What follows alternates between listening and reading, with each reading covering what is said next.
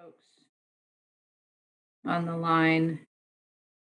Thank you for joining us in a virtual press conference today. Um, I will have a statement.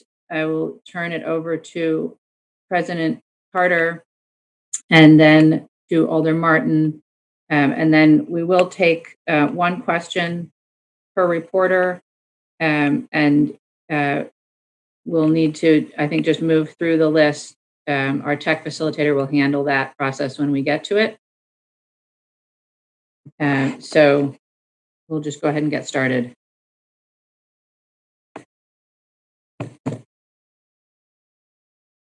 Thousands of people have come out in Madison and around Wisconsin over the past few weeks to protest the murders of George Floyd, Breonna Taylor, and the many taken before them at the hands of police.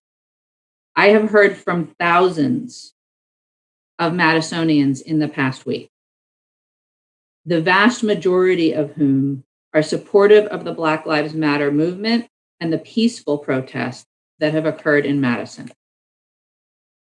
I recognize, as I know many in our community do,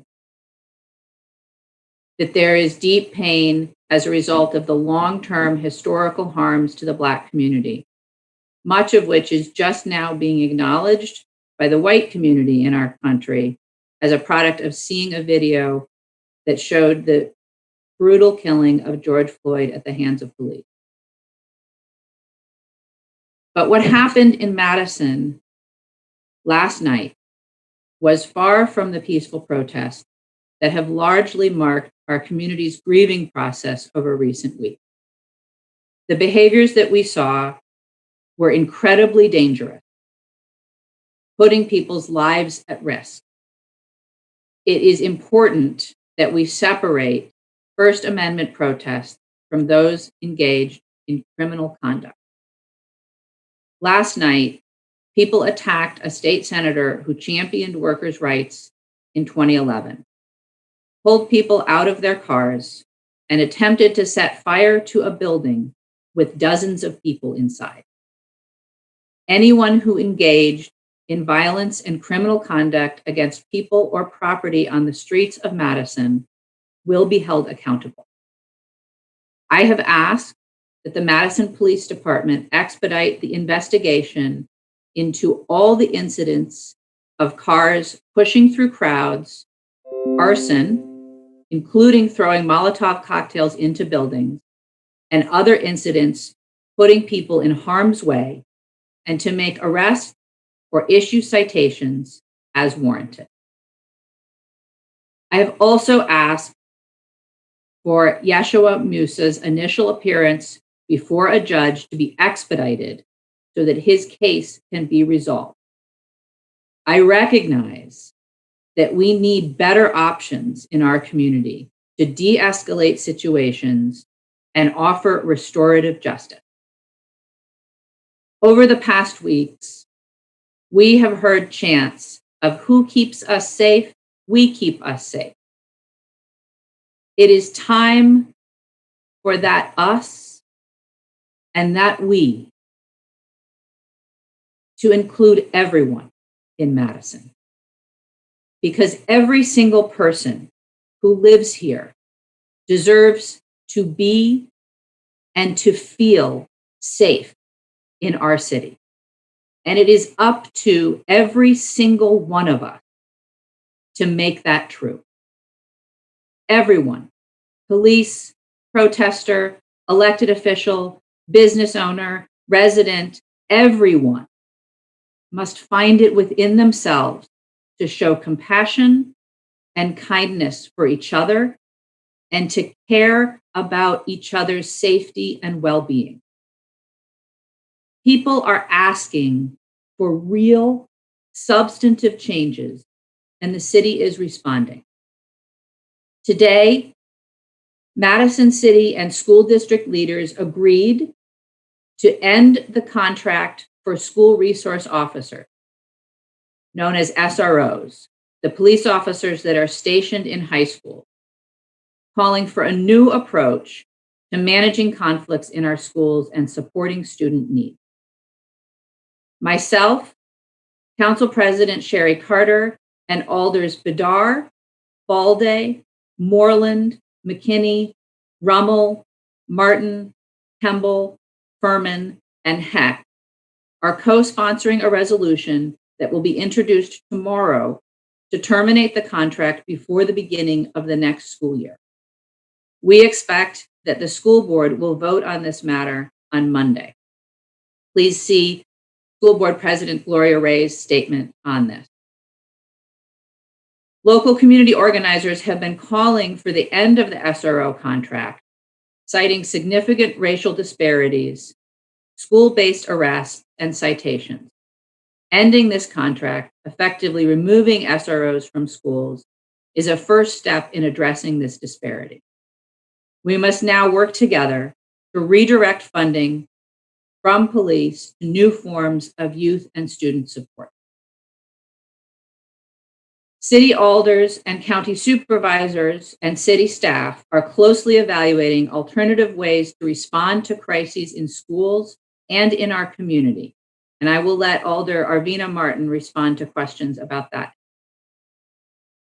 I want all of our community to know that these are the first of many steps we must take, and that government here in Wisconsin and in the city of Madison is listening and being responsive. We are working to end the violence and keep everyone safe. Everyone in Madison must now be part of this effort to create safety where there is fear, to create understanding where there is mistrust, and to bring healing where there has been harm.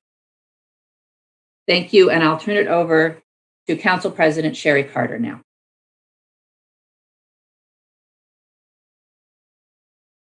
Thank you, Mayor. You know, I understand what each of you have been asking for, and we are doing everything we can to look into your request and try to implement them. But I also understand the balance in times like these. It may not seem the best forward, but we must come together. And it's especially important for the Black community. We must be honest with each other, and more importantly, we must be able to be unified in what we're asking for. Some of us has been working most of our lives for justice, and some of us just started in recent years. But nevertheless, the goal is the same. We want justice, not only in the criminal system, but we want justice in city services also. So I hear you. But in the process of hearing you, I do want the violence against each other to end. This is a critical time in the Black community. Let's not forget that. Our moment is now, and we need to work together to achieve what we've been working for 400 years. So please, call me. Let's talk. Let's sit down. Let's work together. Because one thing I do know is together we achieve more. Thank you.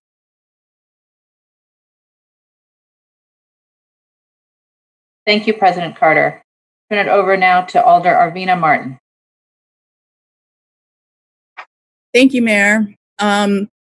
Earlier today, alders and county board supervisors met with national experts regarding the implementation of a model that would change how and who responds to 911 calls that don't necessarily need police presence, that help get individuals the resources they need and to divert them from the criminal justice system. In the next few weeks, we will be working as a city and as a county to utilize advice and recommendations from the Dane County Criminal Justice Council on making a program like this a reality here in Madison. There have been great successes with programs like this in cities like Denver, Colorado, and Eugene, Oregon, that we will learn from. This will take a lot of effort by all of us, including the city, the county, Madison Police, Madison Fire, Dane County 911, Dane County Sheriff, as well as community partners and the Madison community at large. Thanks. Thank you, Alder Martin. It appears that attendees have access to the raise hand function. So if you could please use the raise hand function to indicate that you have a question. Again, we'll take one question at a time, and we'll start with Chris Rickert. Go ahead. Mr. Rickert. Sorry, I was on mute. You hear me? There you go. Okay. Where were you last night when the protests were happening? I was in various places around the city, watching on the cameras and listening to the radios, and in constant contact with my staff and with the police staff. Okay, thank you. Thank you. Next is Danny Maxwell. Can you hear me okay, Mayor? Yes. A follow-up to that, you said you were in constant contact with police. It seemed from our observations that police were standing back a little bit while this destruction was happening. We'd like to know who made that call. Were you satisfied with the police response last night? Yeah, that's quick. Coming up. Thank you for your question, Danny. There is a false rumor going on around this. I don't know who started it, that there was an order to stand down. That is false. I know some folks are concerned about the response, but the Madison Police Department command, it works directly with the Capitol Police, the Sheriff's Department, and other local law enforcement. They are in coordination. They make decisions together. I am not in that room. I do not micromanage our law enforcement response. But there has been broad agreement amongst law enforcement that de-escalation and protecting people is the top concern. I defer to the experts here, and I don't wish to micromanage the situation, although I will say we have received some communications from police officers that make it sound like they would like us to, from the mayor's office or from the council, micromanage the situation. I don't think that's appropriate, but nonetheless, that's a rumor that is out there. Thank you, Danny. Answered our question. I don't know if we want that later. We have Michelle Bay. Michelle, I need to unmute. Oh, there you go. It was on me. Can you hear me okay now? Yes. Hi, Mayor. In response to that last question, so what direction have you given to ensure that tonight's protest remains peaceful?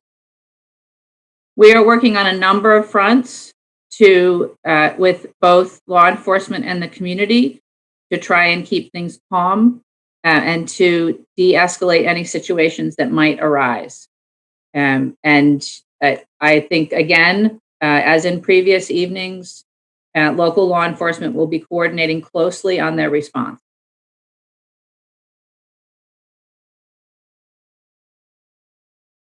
All right, we don't have other hands raised. Are there other questions at this time? Shana Ahmad? Yeah, hello. Hello. Hi. I just want to make sure that this is clear. So, in terms of talking about police intervening and making arrests, you're saying you really have no oversight over, with any of that during the protests. I am in regular communication with the police chief, and my staff is in regular communication with his staff. And the Madison police are coordinating with other local law enforcement during anything like this or like what happened last night, and have been over the days and weeks. And we consult, but I do not micromanage.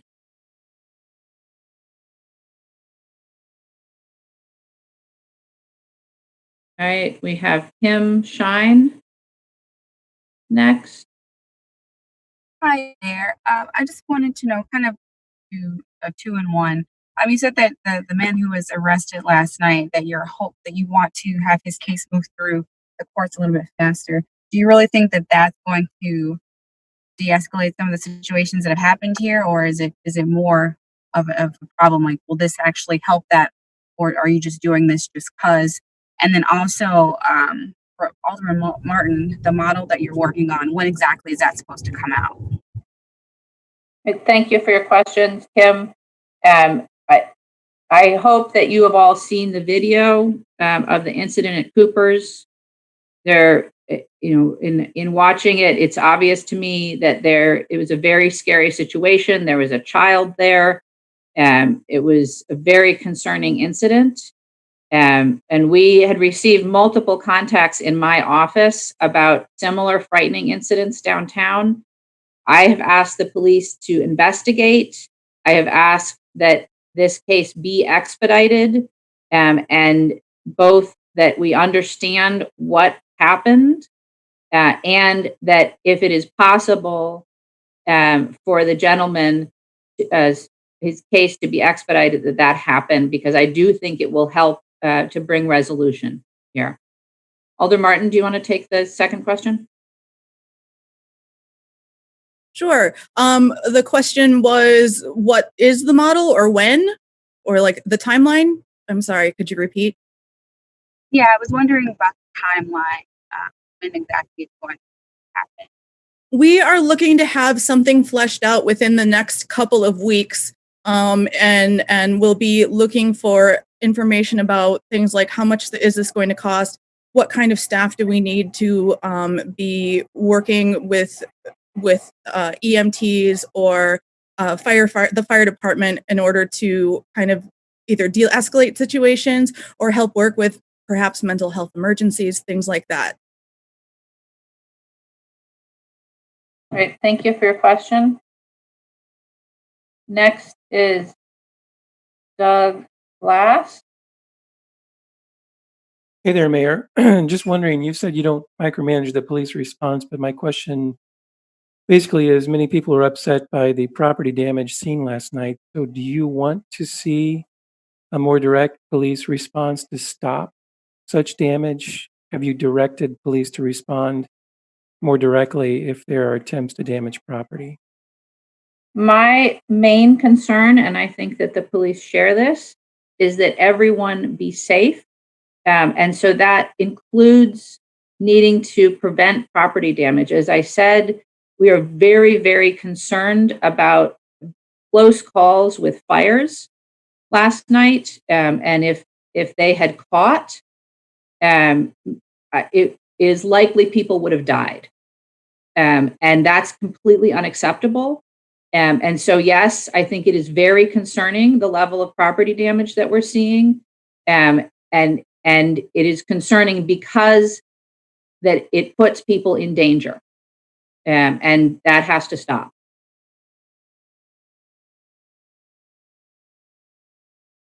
All right, we have had one question from everybody who's raised their hand at this point. If there's any other reporters that wish to ask a question, please raise your hand. All right, not seeing any additional reporters with questions. So Alders, President Carter or Alder Martin, did you want to add anything else? Okay, Thank you all for participating. Feel free to follow up with our respective offices if you need to. And I appreciate your patience with the virtual format today.